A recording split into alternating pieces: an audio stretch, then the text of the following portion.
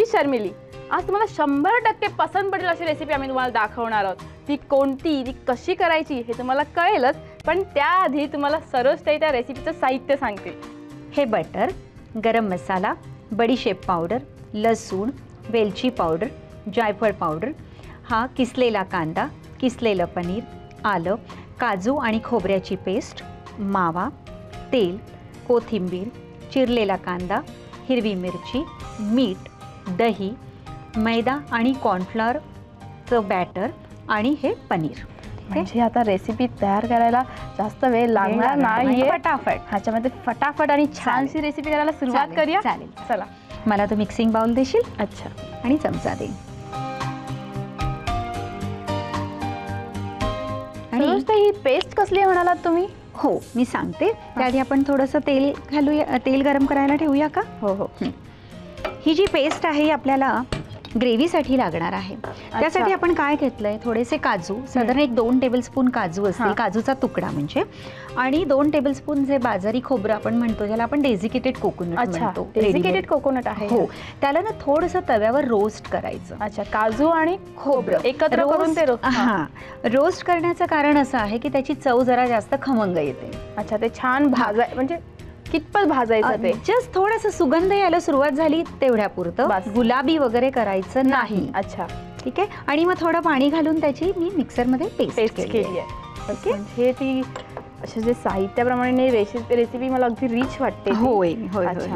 आता हे आपण पनीरमध्ये मी म्हणाले ना आपण स्टफिंग करूया. हो हो. हां, एक साधारण 2 टेबलस्पून एवढा मावा घेतला आपण. मावा मी किसून घेतलाय आणि त्याच्यामध्ये अगेन 2 टेबलस्पून एवढं हे पनीर घेतलं आपण, बरोबर की नाही. आता हे आलं थोडंसं टाकलं, थोडी हिरवी मिरची, अगदी थोडीशी, तुला जास्त तिखट आवडत नाही ना. हो बरोबर. थोडीशी कोथिंबीर आपण घालूया त्याच्यामध्ये. थोडा चिरलेला कांदा 1 ते 2 टेबलस्पून, थोडं चवीपुरतं मीठ. ठीक आहे. आता हे सगळं मिक्स करायचं. आणि सरोजताई, समजा आपल्याला ह्यात आणखीन कुठचे तरी असे ग्रीन पीस, गाजर वगैरे काही घालायचं असेल तर आपण घालू शकतो. अगदी अब्सोल्युटली घालू शकतो ह्याच्यामध्ये. पण आता आपण जी डिश करतोय ना ती पांढरीच करतोय. अच्छा. ही कोथिंबीर तर कसं ना, आपल्याला कोथिंबीर नेहमी आवडते आणि कोथिंबीरीशिवाय जेवण आपलं कम्प्लीट होत नाही. आणि भाजीमध्ये किंवा व्हेज रेसिपीमध्ये किंवा नॉन व्हेज रेसिपीमध्ये जरा तरी हिरवा रंग असेल की त्याची जरा बघायला देखील छान वाटतं, अगदी ताजा असं वाटतं. आता आपल्याला ती एक डिश दे मला. हो हो. आता हे आपण काय करतो, हे जे पनीर आहे त्यामध्ये आपण हे थोडं थोडं स्टफिंग, खूप असं नाही घ्यायचं की अगदी ते दबदबून बाहेर येईल असं नाही. आणि पनीर हे अगदी नाजूक असतं, त्यामुळे ते त्याचा सावकाश करायचं. याच्यामध्ये असं थोडं थोडं स्टफिंग घ्यायचं. हे स्टफिंग आपण दुसरंही कुठे आपल्याला काही टोमॅटोमध्ये म्हणा किंवा आपण मिरची. हो. आता हे सगळे तयार करून ठेवलेत आपण पीसेस. आता हे जे आपलं बॅटर आहे, हे बघा, थोडंसं आपण भज्यांचं करतो ना त्याच्यापेक्षा थोडं पातळ. आणि त्यात तुम्ही म्हणालात की मैदा आहे, मैदा आहे, चिकट असतो. टाकलं का? हो, टाकलंय. बऱ्यापैकी टाकलंय ना. आता हे बघा, जिकडे कुकिंग असतं ना की तर समजा काही कच्चा पदार्थ आत आहे तर मग थोडा आपण मीडियम गॅस किंवा स्लो करून मग आपल्याला त्याला तळतो. ठीक आहे. हे बघा, जरा असं नाजूक हाताने त्याला पकडायचं. सांभाळून पकडायचं, तुटता कामा नये. आणि हे असं सोडायचं. ते आतमध्ये पनीर आहे हे असं सांगू नाही शकत आपण. बरोबर आहे. तर कोणी सांगितलं रे हा पनीरचा पदार्थ आहे तर ठीक आहे. सर्वच ते म्हणजे डोक्यात आणखीन एक विचार येतोय की आपण हे व्हेज रेसिपी करतोय, बरोबर. पनीरच्या आतमध्ये तुम्ही स्टफिंग सगळं व्हेज घेतलेलं आहे, बरोबर.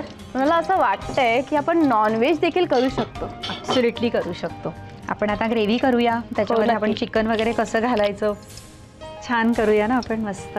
ही व्हेज आहे ना रेसिपी? व्हेज रेसिपी आहे. अच्छा. पण त्याच्यामध्ये आपण चिकन घालू शकतो. काय म्हणताय? होय. ठीक आहे. तर आपण आता ग्रेव्हीला सुरुवात करूया का? तर आपण इकडे तेल आणि बटर दोन्ही मिक्स घेतोय. थोडं 1-2 टेबलस्पून एवढं तेल घेऊया आणि 1-2 टेबलस्पून एवढं बटर. ओके. आवडीप्रमाणे जरा कमी जास्त कॉम्बिनेशन केलं ना तरी चालतं, तसं काही त्याला. आणि तुम्ही म्हणालात आता की तेल नाही तर नुसत्या बटरमध्ये देखील हा पदार्थ करू शकता, तुपात देखील करू शकता, आणि नसेल तर फक्त तेलात देखील हा पदार्थ करू शकतो आपण. आणि तुम्ही म्हणलं ही डिश नॉनव्हेज मध्ये देखील होऊ शकते. होय. तुम्ही ते बॅटर लावलं त्याच्यामध्ये जर अंड वगैरे टाकलं तरी चालेल. हो अगदी अगदी चालेल. आता आपण हा कांदा घेतलाय. फक्त एक कांदा मी घेतलाय, जास्त घेतलाच नाही. एक अख्खा कांदा बारीक किसून घेतलेला आहे. आता हा कांदा जरासा गुलाबी व्हायला सुरुवात झाली आहे की नाही. पाणी पण त्यातलं थोडंसं रिड्यूस झालं आहे. नाव नेक्स्ट त्याच्यामध्ये आपण काय काय घालणार आहोत.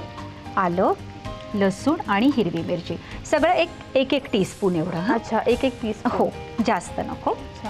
आणि ते देखील क्रश केलेलं आलं वगैरे असेल तर त्याचा रस जास्त मुरतो अशा पदार्थामध्ये. पण समजा आता आपल्याकडे पेस्ट आहे घरात तर तीही टाकू शकतो.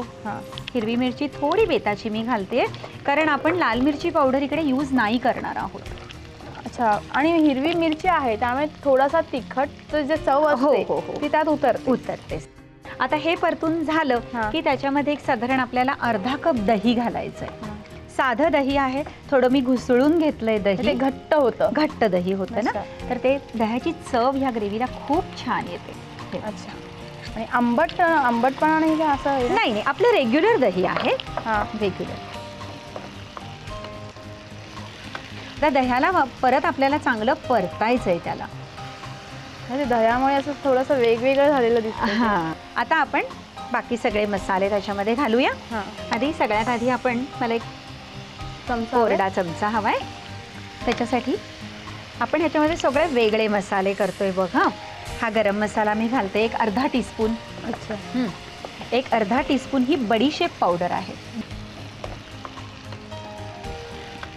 एक पाव टीस्पून वेलची पावडर आणि एक चिमूटभर जायफळ पावडर आहे ही. अच्छा, जायफळ पावडरमुळे आणि वेलची पावडरमुळे हा वेगळा आता सुगंध यायला लागला. साधारण एक 4 टेबलस्पून एवढी काजू आणि खोबरं मी म्हणाले ना तसं भाजून पेस्ट केलेली आहे. ठीक आहे. आता आपलं महत्त्वाचं इन्ग्रेडियंट त्याच्यात राहिलंय मीठ. हो, त्याशिवाय काय चव नाही, तो विसरूनही चालत नाही. होय, मीठ घालूया आपण. आपण ह्याच्यात थोडं पाणी घालूया का? हो, कारण की तुम्ही म्हणालात हे वेलची पावडर आणि जायफळ पावडर टाकली. बास, हे कारण तू बघशील ना जरा गार झाली ना ग्रेव्ही की मग ना ती अशी थिक होते. अच्छा, म्हणून थोडं पाणी आपण मुद्दाम घालायचं म्हणजे जेवढा वेळ ठेवाल तेवढी ती घट्ट होत जाईल. गॅस स्लो करूया आणि मग पीसेस असे त्याच्यात ठेवूया. रिच वाटतंय हे, अगदी रिच. हो, फील होतंय. अरे काय काय हा पदार्थ आहे. तुम्ही जस्ट हे जे पनीर आहे फक्त कोट झालं पाहिजे. याला हे पनीर टाकून उकळवायचं नाही. वाटलंच तर हे डिश मध्ये ठेवून सुद्धा आपण पनीर वर ग्रेव्ही टाकायची आणि आपण हे सर्व करू शकतो.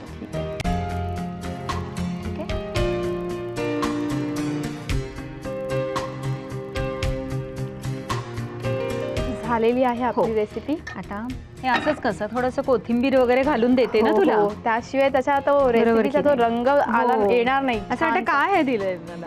हो की नाही, असं नाही बोलणार. काय दिलंय हे मला तुम्ही खाणार. बरं. हे बघ असं छान कोथिंबीर त्याच्यावर मी घालते आणि आपण सगळीकडे पनीर वापरलंय. मग थोडंसं पनीरनीच गार्निश करूया की नाही. चला, हे बघ काय डाएट वगैरे करू नका. पाहिजे तर जिम मध्ये जाऊन 10 डंबेल जास्त उचला. रेसिपी नक्की टेस्ट करा. हो की नाही? बरोबर आहे. गरमागरम रेसिपी तयार. ती सुगंधाच्या नाकात दरवळत ना माझ्या. सरोजताई, रेसिपी तयार झालेली आहे. ती खूप सुंदर दिसते. बरोबर. मग मी ट्राय करू का? अगदी करायलाच हवी. हो, थँक्यू.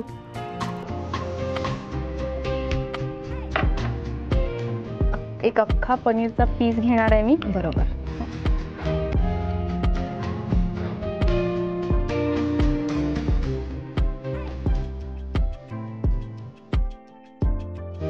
पनीर तसं खूप आवडतं मला. आहे. हो, आणि मला असं वाटतं खूप लोकांना पनीर आवडतंच.